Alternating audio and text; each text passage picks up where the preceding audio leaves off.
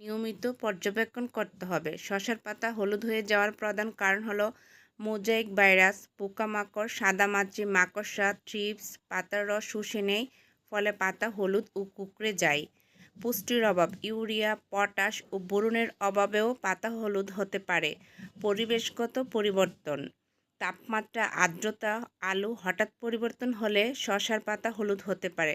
রোগাক্রান্ত বা আক্রান্ত গাছগুলো ক্ষেত থেকে তুলে ফেলতে হবে।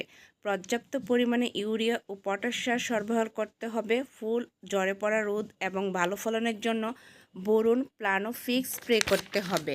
সাদামাছি, মাকড়সা, থ্রিপসের মতো বাহক পোকা দমনের জন্য উপযুক্ত কীটনাশক ইমিডাক্লোপিরিড, অ্যাডমায়ার স্প্রে করতে পারেন বা এসিফেট গ্রুপের কীটনাশক স্প্রে করা যেতে পারে। গাছ নিয়মিত পর্যবেক্ষণ করতে হবে। পোকামাকড় অন্যান্য কোনো সমস্যা দেখা দিলে দ্রুত ব্যবস্থা নিতে হবে।